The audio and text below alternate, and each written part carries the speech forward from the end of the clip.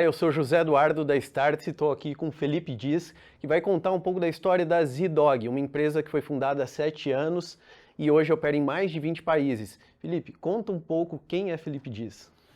Bem, eu comecei a minha carreira há muitos anos atrás em moda, e um pouco disso está ligado no porquê que a gente começou a Z-Dog e como que a gente começou a Z-Dog.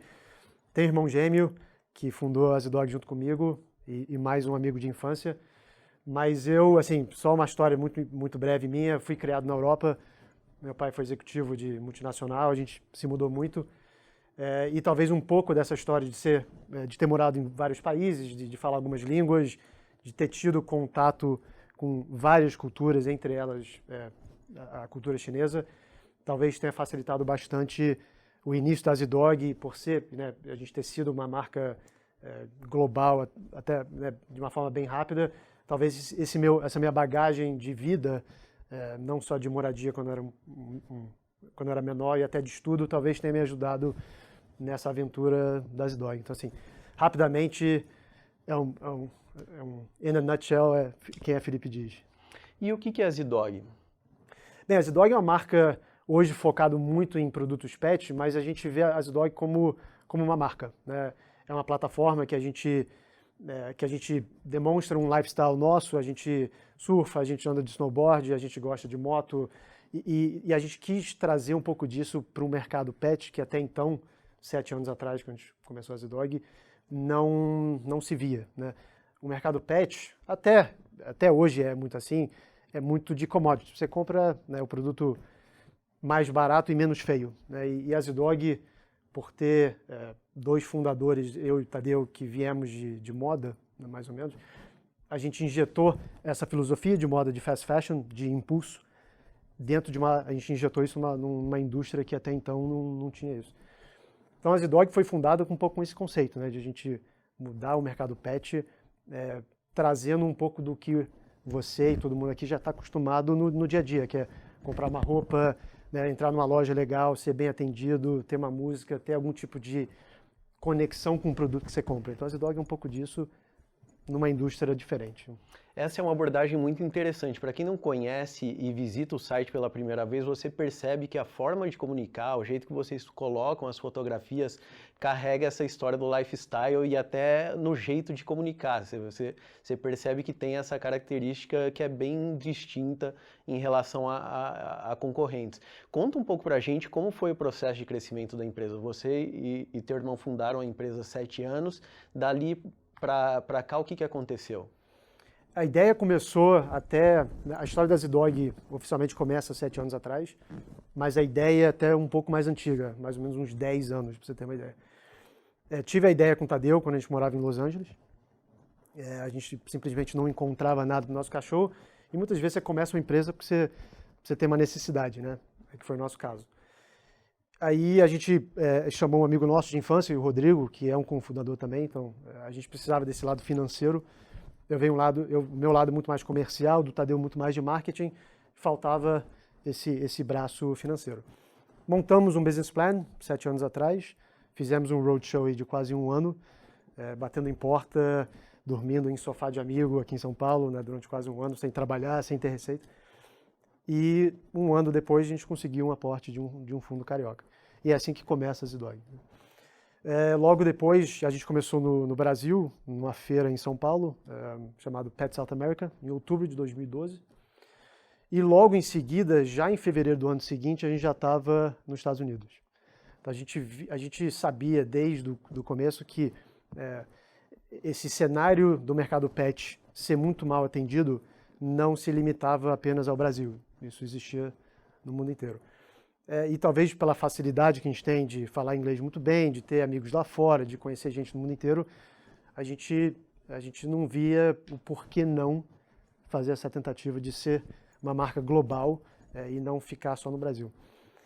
Então começamos assim em 2013, 2012, 2013, né, de expansão internacional, buscar distribuidores em vários países, participar de feiras, né? E uma coisa acaba levando a outra. A gente aí monta o site, isso cresce bastante. Começamos as franquias, que também deram um boom à marca. Aí começamos a abrir as lojas lá fora. E é aquela coisa, né? É uma bola de neve. Você começa a ter um momentum, você começa a ter um pouco mais de reconhecimento de marca, e aí é o famoso tipping point, né? Uma vez que a marca já passa a ser uma marca bem reconhecida, você então consegue explorar isso muito bem, né? A gente diz bastante isso, que as pessoas não consomem um produto da Zee Dog para o seu cachorro. As pessoas consomem a marca Zee Dog porque ela se identifica com a marca. E a gente tem visto isso, a gente tem inclusive entrado bastante, cada vez mais em produtos não pet, muito até porque, enfim, as pessoas querem consumir um pouco da marca. Então, e a gente viu isso no Brasil muito bem e agora cada vez mais em outros países. Né? Então a Zee Dog está nessa trajetória de usar uma força de marca como a Nike, como a Apple, como a própria Reserva aqui no Brasil, que é um grande exemplo, de conseguir se inserir em outras categorias que não só apenas pets. Né? E nesse processo de expansão global, vocês aterrissaram na China. Sim. Conta um pouco dessa história. Como que foi isso? Por que a China? A Zee Dog começou com a China. Né? A Zee Dog e China são uma coisa só, vamos dizer assim, porque a minha história e a história da Zee Dog começa com uma viagem minha à China em 2011, fevereiro de 2011, quando a Zee Dog era só uma ideia e a gente, para buscar investimento, sabia que a gente precisava não só de um papel, uma ideia no papel, a gente precisava de um protótipo e algo assim. E só dando um passo atrás, 2011 só se falava em nuvem, em cloud, né? Todo mundo só queria fazer investimentos nessa área e a gente estava buscando investimentos para um produto pet. Então você imagina a dificuldade que não era. Então, para talvez facilitar um pouco disso, eu falei, a gente vai ter que ir para a China, a gente vai ter que montar um business plan junto com um protótipo e aí a gente vai apresentar isso aos investidores. Então, a Zee Dog e a China começaram nessa busca de fábrica, né, de produto, que a gente precisaria para começar a empresa. E é interessante porque a minha primeira viagem à China começou com eu fazendo uma busca no Alibaba de fábricas de produto pet. E as 10 que responderam, a primeira engajei um pouco mais. Falei para a menina, né, que chamava-se Bobo, que eu ia para a China e se ela podia me ajudar. Fui lá, ela me ajudou e hoje ela foi a nossa primeira funcionária. E hoje é a diretora de supply chain mundial da Zee Dog. Então a China para mim é muito importante, não só porque eu sou fascinado pela cultura chinesa, mas digo que a Zee Dog deve muito aos chineses, né? Ao acolhimento que eles deram à Zee Dog, por terem acreditado na gente, porque muitas vezes você chega lá uma marca pequena, né, 7 anos atrás, você quer fazer uma produção pequena, muitas vezes para o que a fábrica está acostumado, mas eles todos foram muito bem, assim, eles acreditaram no sonho, vamos dizer assim, e deram uma chance para a Zee Dog.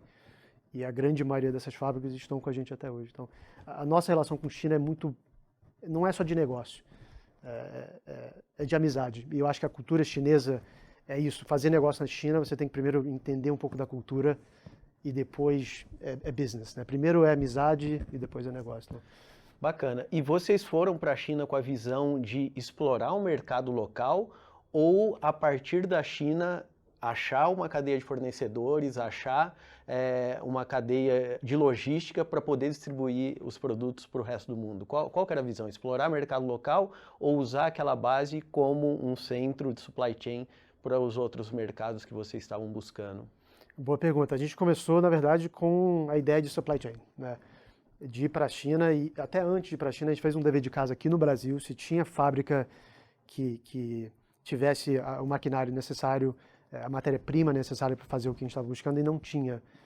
Então, e hoje na China é o polo mundial de fabricação, né? Eu acho que essa ideia de que China, talvez de 30 anos atrás, né, essas histórias de terror que muitas vezes contam, né, de supply chain, é o oposto disso. A China hoje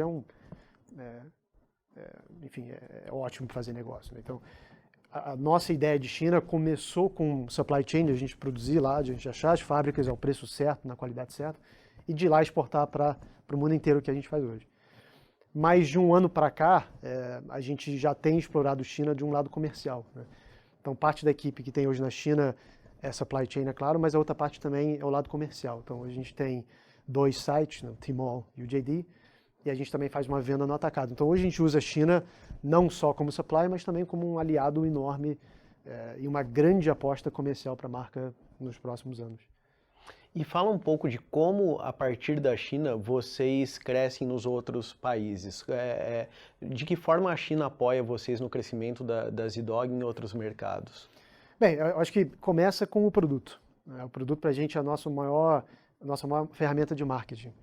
Então a China hoje nos apoia, em nos permitindo em ter um produto que a gente tem.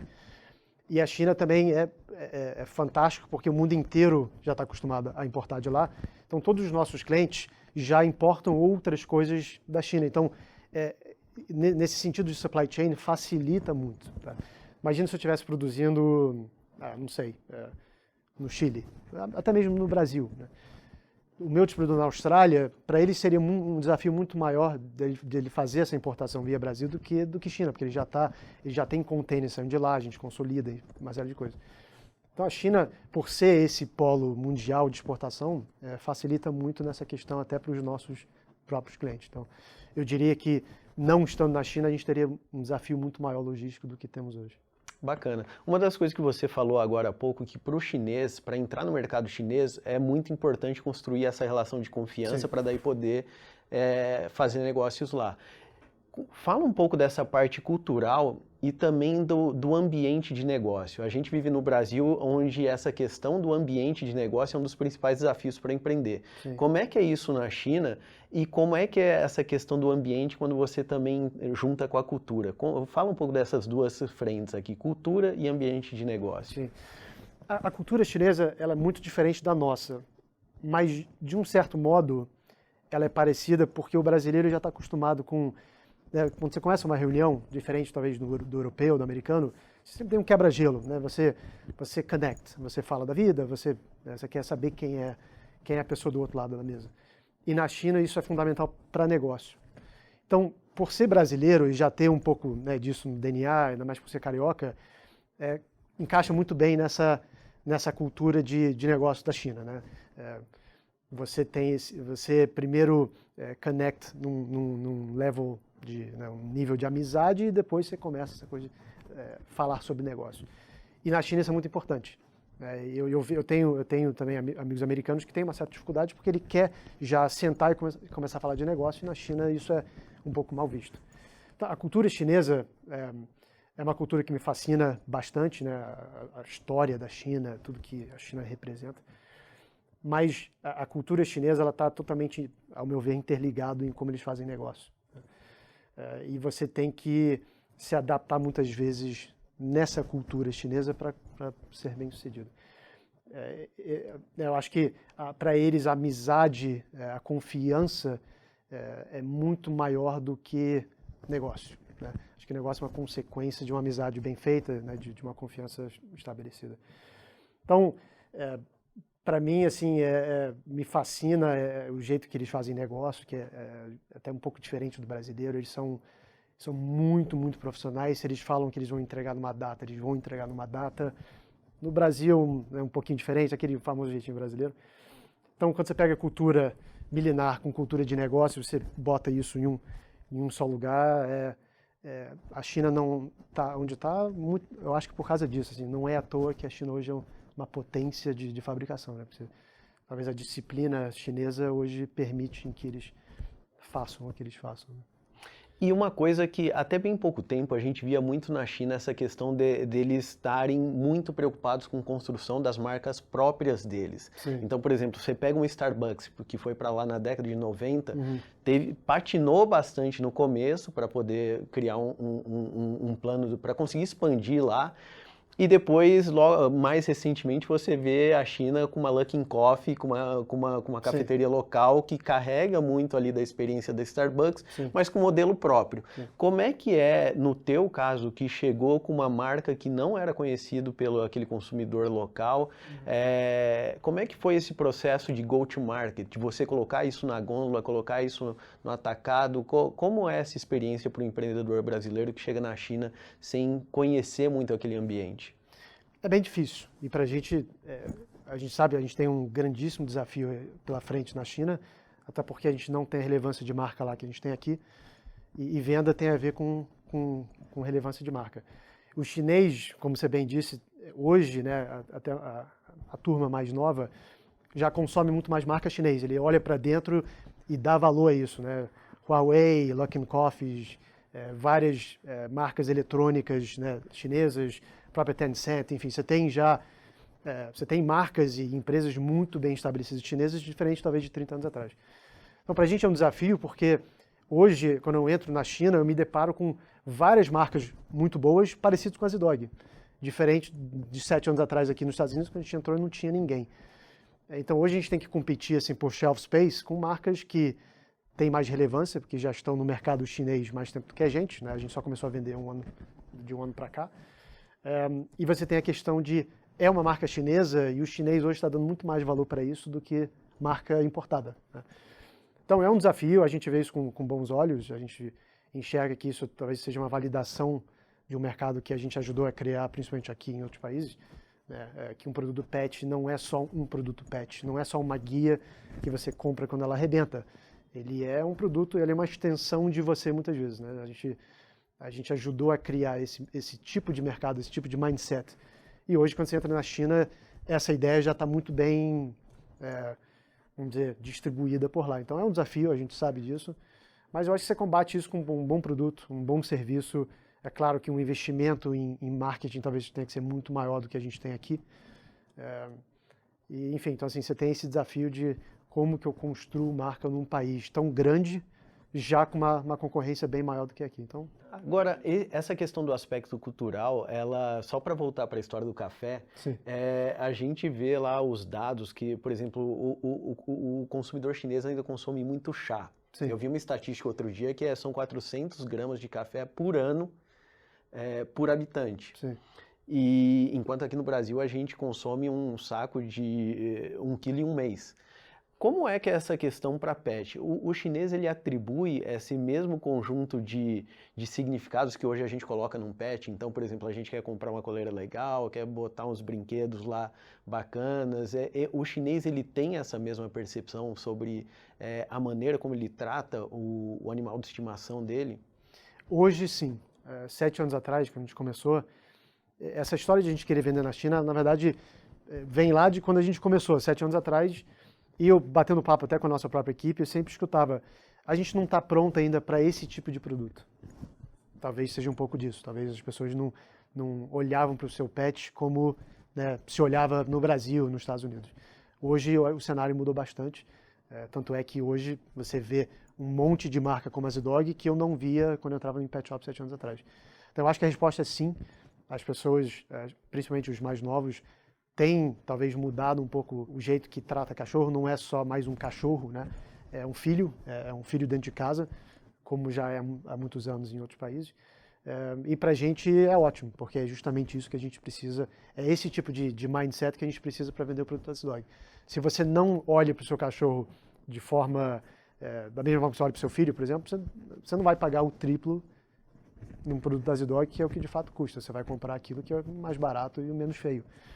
Então, eu acho que a resposta é sim e isso tende a melhorar cada vez mais, né? Então, bacana. A gente olha muito para a China lá na Startse, principalmente de olho nas grandes empresas, obviamente, mas também muito no desenvolvimento tecnológico.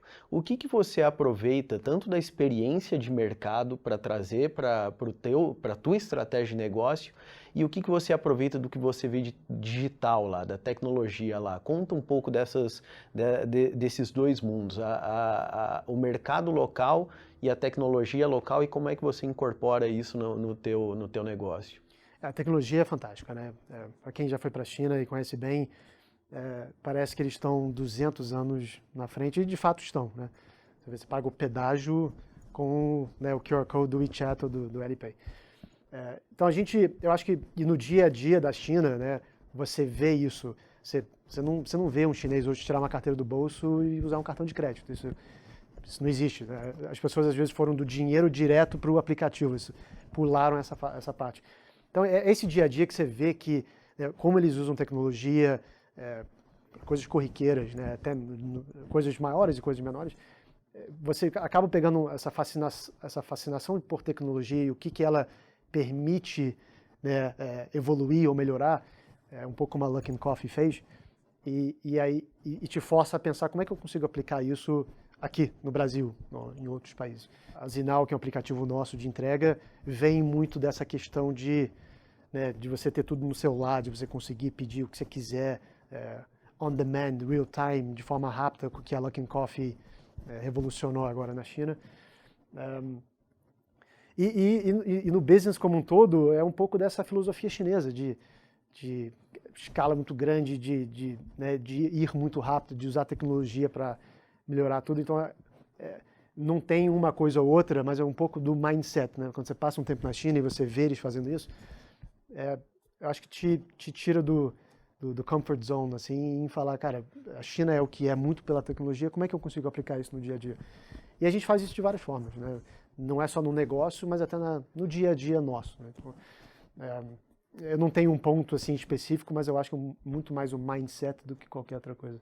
Uma das coisas que a gente ouve muito falar sobre a China e eventualmente até pejorativamente, que é assim, a China ainda hoje, a despeito de ter se tornado uma economia global, a China é para os chineses. Então, linguagem, costumes, política, legislação, como é que é o processo de adaptação de um empreendedor que não é chinês a esse ecossistema? Acho que a primeira coisa você tem que ir de cabeça aberta.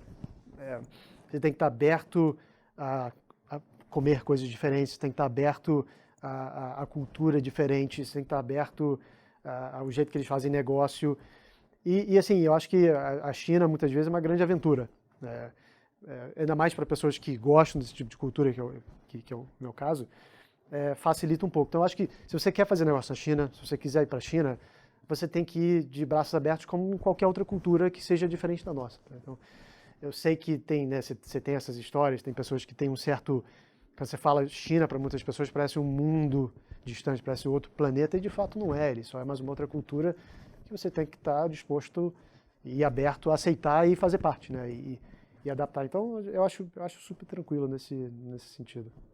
Eu vou entrar numa questão específica, mas que eu também acho bastante curiosa, porque todas as ferramentas digitais que a gente conhece, na China, ela tem o seu similar local com um tamanho muito grande e com aplicações eventualmente muito maiores e distintas do que a gente vê aqui. Então, para dar um exemplo prático, você vê muito marketplace, muito e-commerce no Brasil usando todas as mídias sociais tradicionais como canais de venda. Então você usa o Instagram, usa o Facebook, usa o YouTube como canais de construção de marcas e de venda mesmo. Uhum. Como é que é essa experiência na China? Como é que é a experiência do marketing digital na China?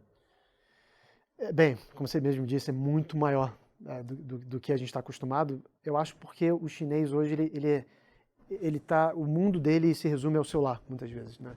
Então lá você usa ferramentas que a gente não está acostumado. Por exemplo, a gente usa na Zidog o WeChat, não só para conversar, mas que chamam de mini programs, né? Quase como se fosse uma rede social dentro do aplicativo, quase como se fosse uma rede social dentro do WhatsApp. Coisas que você não, né, hoje em dia no Brasil isso não existe, eu acho que não existe em lugar nenhum. Então, você tem uma usabilidade mobile muito maior, a gente está falando, né, de uma população 10 vezes maior do que a brasileira e de qualquer outro país.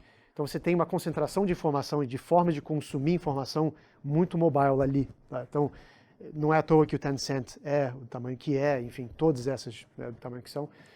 Então eu acho que a China sempre em qualquer cenário, 10 vezes maior, né, em qualquer coisa que você pode aplicar isso, seja mídia social, seja forma de fazer alguma coisa, é sempre num nível 10 vezes maior do que a gente está acostumado aqui. Então, a gente, obviamente, para fazer parte e se adaptar a isso, a gente entra também nessa corrente e usa os aplicativos, como nesse mini programa que eu disse, coisas que a gente não faz em nenhum outro país. Então, você tem que entender o que estão usando na China e se adaptar a isso e, de fato, usar, porque senão você fica para trás. Né? Bacana. Quanto que a China representa no conjunto da Zidog em termos de faturamento?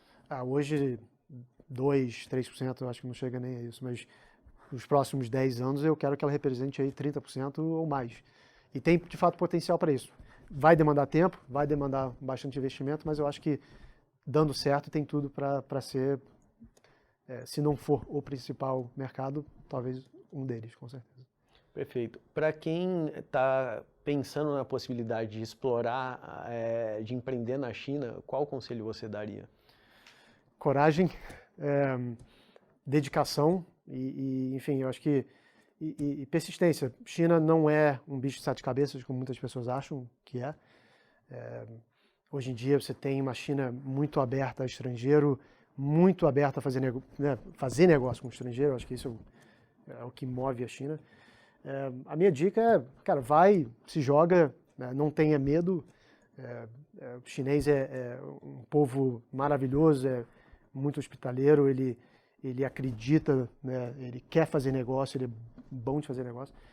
A minha dica, assim, como eu sempre falo para muitas pessoas que eu converso sobre China, não tenha medo. Não tenha medo de ir para a China, não tenha medo de procurar fábricas, não tenha medo de fazer qualquer negócio com qualquer pessoa, porque eles estão lá para isso, eles estão preparados para isso, eles são disciplinados, eles montaram a China para fazer negócio com o estrangeiro. Então, não é um país fechado, muito pelo contrário, é um país super aberto. Então é um pouco disso, assim, não tenha medo, vai que vai dar certo, com certeza. Dá um raio-x da Zidog hoje. Como a empresa está estruturada, o número de funcionários, dá para a gente uma visão geral do negócio. Sim. A Zidog hoje deve ter uns 150 funcionários, mais ou menos. O escritório central fica no Rio de Janeiro, a gente foi fundado no Rio, mas a gente tem escritório em Shenzhen, que é o polo, né, de supply chain. A gente tem um escritório em Madrid que faz toda a parte de desenho industrial, então tudo que é mecânica, engenharia, 3D, sai de lá, uma equipe nossa. E tem também um headquarters em Nova York. Né? A Zidog está cada vez mais direct to consumer, e eu acho que esse é o nosso grande foco nos próximos anos. Os nossos e-commerces são os canais que mais vendem hoje. A gente recentemente lançou um aplicativo chamado Zinal, que é meio que um Uber de pet shop. Né, é um pet shop mais próximo de você que na verdade está no seu celular. Você tira o celular, você pede o que você quiser e a gente entrega dentro de 1 hora, 24 horas por dia, frete grátis.